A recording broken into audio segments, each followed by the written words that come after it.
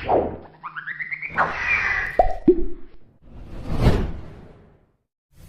guys, Assalamualaikum warahmatullahi wabarakatuh. Kembali lagi di channel saya, Diari PKH. Oke sahabat YouTube, bagaimana kabarnya hari ini? Semoga sahabat YouTube semua dalam keadaan sehat, tambah rezekinya, dan semakin sukses. Oke sahabat YouTube, pada kesempatan kali ini saya akan menginformasikan kepada sahabat YouTube semua tentang ada apa dengan tanggal 5 November tahun 2020. Penerima PKH wajib tahu kalau bantuannya ingin sesuai. Kira-kira tanggal 5 November besok ada apa sahabat YouTube? Simak terus videonya, jangan di skip-skip supaya tidak menimbulkan gagal paham sahabat YouTube. Dan sebelum saya melanjutkan informasinya, saya mohon bantuannya kepada sahabat YouTube semua untuk terus mendukung channel Diari PKH dengan cara like, share, komen, dan tentunya silakan di subscribe channelnya, aktifkan notifikasi loncengnya supaya sahabat YouTube semua mendapatkan pemberitahuan di video-video saya yang terbaru. Dan silakan di-share ke grup-grup media sosial sahabat YouTube semua apabila video ini bermanfaat. Oke sahabat YouTube, langsung saja saya akan melanjutkan informasinya terkait dengan ada apa dengan tanggal 5 November tahun 2020. Penerima PKH wajib tahu kalau bantuannya ingin sesuai. Oke sahabat YouTube, kita ketahui bersama bahwasanya PKH bulan Oktober tahun 2020 ini sudah disalurkan. Namun banyak sekali yang berkomentar di kolom komentar video-video saya sebelumnya bahwasanya bantuan yang diterima itu banyak yang tidak sesuai sahabat YouTube. Karena beredar banyak sekali info yang mengatakan di bulan Oktober ini pencairan PKH nominalnya 3 kali lipat. Ternyata setelah dilakukan pencairan ternyata banyak sekali yang tidak 3 kali lipat sahabat YouTube, dan bahkan ada yang lebih sedikit dibanding pencairan yang per bulan. Hal ini disebabkan karena adanya perubahan kebijakan terkait dengan perubahan perhitungan bantuan PKH berdasarkan SK terbaru dari Kementerian Sosial Republik Indonesia, yang mana SK tersebut berisi ketika sebelum ada SK terbaru untuk komponen balita itu yang dihitung adalah maksimal 2 orang anak balita usia 0 sampai 6 tahun sahabat YouTube. Dan sesudah ada SK terbaru untuk balita yang dihitung itu adalah maksimal 4 orang anak balita usia 0 sampai 6 tahun sahabat YouTube. Jadi yang awalnya 2, setelah ada SK terbaru yaitu maksimal 4 orang anak balita sahabat YouTube. Itu untuk komponen balita. Untuk komponen ibu hamil antara sebelum dan sesudah ada SK terbaru itu tetap sama sahabat YouTube. Jadi tidak ada perubahan, yaitu yang dihitung maksimal kehamilan kedua sahabat YouTube. Kemudian untuk penderita TBC sebelum ada SK terbaru itu penderita TBC belum masuk hitungan PKH sahabat YouTube. Namun setelah ada SK terbaru untuk penderita TBC itu sudah bisa masuk perhitungan bantuan PKH, namun yang bisa dihitung maksimal dalam satu keluarga adalah 1 orang saja sahabat YouTube. Kemudian untuk komponen SD, SMP, SMA sederajat yang awalnya sebelum ada SK terbaru itu yang dihitung maksimal adalah 4 orang anak sekolah ya sahabat YouTube. Kemudian setelah ada SK terbaru yang dihitung maksimal hanya 2 orang anak sekolah saja sahabat YouTube. Dan inilah yang menyebabkan banyak sekali nominal bantuan PKH di bulan Oktober ini yang diterima banyak yang tidak sesuai sahabat YouTube ya. Itu. Kemudian untuk komponen lansia lanjut usia di atas 70 tahun ke atas ya sahabat YouTube, itu awalnya sebelum ada SK terbaru yang masuk hitungan PKH itu maksimal 1 orang saja dalam satu keluarga.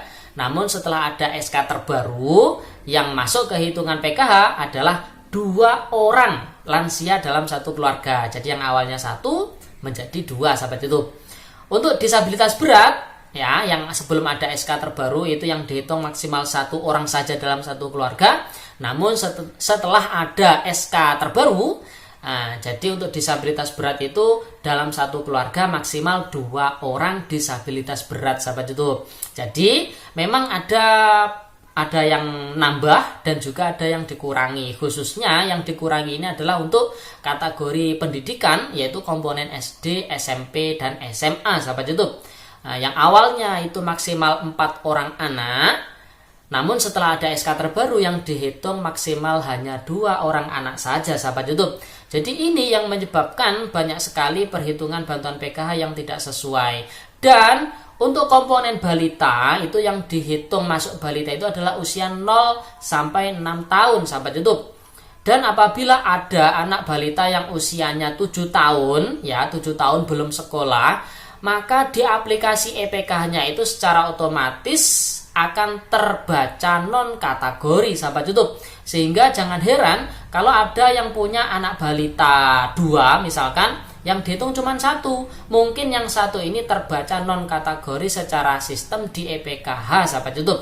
Oleh sebab itu, bagi sahabat YouTube semua, khususnya para KPM PKH yang setelah adanya perubahan SK terbaru terkait dengan perubahan bantuan PKH itu tadi, ya, dirasa kok ternyata masih belum sesuai juga, anak saya ini seharusnya masuk tapi kok belum masuk. Nah, tugas sahabat YouTube semua khususnya para KPM PKH segera melapor, ya sahabat YouTube, segera melapor ke pendamping PKH-nya dan melakukan pemutakhiran data. Jangan sampai lebih dari tanggal 5 November sahabat YouTube tahun 2020. Lah kenapa? Ada apa di tanggal 5 November tahun 2020? Karena pada tanggal 5 November tahun 2020 akan dilakukan yang namanya final closing, sahabat YouTube. Final closing bantuan penyaluran tahap 1 tahun 2021, sahabat YouTube, yang mana penyalurannya besok akan dilakukan pada bulan Januari tahun 2021. Oleh sebab itu, bagi para KPM PKH yang merasa bantuannya belum sesuai, anak balitanya 2 tapi yang masuk cuma 1, silakan segera melapor dan melakukan pemutakhiran ke pendamping PKH-nya masing-masing. Jangan sampai melebihi tanggal 5 November, sahabat YouTube, karena tanggal 5 November dilakukan yang namanya final closing. Final closing itulah yang dijadikan acuan untuk penyaluran bantuan PKH tahap 1 tahun 2021 pada bulan Januari besok tahun 2021, sahabat YouTube ya. Jadi silakan dilakukan pemutakhiran, lapor ke pendamping PKH-nya agar segera datanya bisa dimutakhirkan, diperbarui di data EPKH-nya, sahabat YouTube ya. Jadi jangan sampai lupa, jangan sampai telat. Terakhir ya kalau bisa sebelum tanggal 5 ya, kalau bisa tanggal 4 atau tanggal 3 itu sudah maksimal, karena kasihan ya, pendamping juga harus mengentry, mendata, memasukkan data ke dalam aplikasi EPKH, sahabat YouTube ya. Jadi perlu diingat sahabat YouTube semua, jangan sampai lupa tanggal 5 November akan ada namanya final closing, yaitu data final yang digunakan untuk acuan penyaluran bantuan PKH tahap 1 tahun 2021, sahabat YouTube. Kalau ingin bantuannya sahabat YouTube semua khususnya para KPM PKH sesuai ya sahabat YouTube, sesuai dengan SK terbaru dari Kementerian Sosial Republik Indonesia, segera lakukan pemutakhiran. Apa yang harus dibawa? Apa yang harus dilengkapi? Data apa saja yang dikasihkan ke pendamping PKH? Yang jelas untuk komponen sekolah ya, untuk SD, SMP, SMA sederajat tentunya harus disertakan surat keterangan aktif sekolah, rapot terakhir, dan juga KK terbaru, sahabat YouTube ya. Untuk anak balita silakan sertakan fotokopi buku KIA ya yang warna pink itu, kemudian kartu keluarga yang terbaru, dan juga disabilitas berat yang belum masuk ya silakan lampirkan KK. Kemudian lansia juga ya sahabat YouTube, TBC juga sama. Jadi semuanya segera lakukan pemutakhiran, jangan sampai mepet-mepet karena juga kasihan pendamping PKH-nya ya sahabat YouTube, segera lakukan pemutakhiran. Dan bagi yang sampai saat ini masih belum cair bantuan PKH-nya, silakan lapor juga ke pendamping PKH-nya biar dicek di data EPKH maupun data bayarnya sahabat YouTube ya, supaya jelas kira-kira nama sahabat YouTube itu masuk atau tidak ke dalam data bayar. Karena di data bayar itu ada by name, by address, dan juga ada nominal bantuannya yang didapat berapa. Oke sahabat YouTube, itu saja informasinya. Semoga video ini bermanfaat. Diingat, ada apa pada tanggal 5 November tahun 2020? Ada final closing, yaitu data final yang dijadikan acuan penyaluran tahap 1 tahun 2021. kalau penerima PKH ingin bantuannya sesuai, segera lakukan pemutakhiran data ke pendamping PKH-nya masing-masing. Oke sahabat YouTube, itu saja informasinya. Semoga video ini bermanfaat. Dan sebelum meninggalkan video ini, saya mohon bantuannya sekali lagi kepada sahabat YouTube semua, khususnya para KPM PKH, untuk terus mendukung channel Diari PKH dengan cara like, share, komen, dan tentunya silahkan di subscribe channelnya, aktifkan notifikasi loncengnya supaya sahabat YouTube semua mendapatkan pemberitahuan di video-video saya yang terbaru. Oke sahabat YouTube, itu saja informasinya. Sekian, terima kasih. Salam PKH. Wassalamualaikum warahmatullahi wabarakatuh.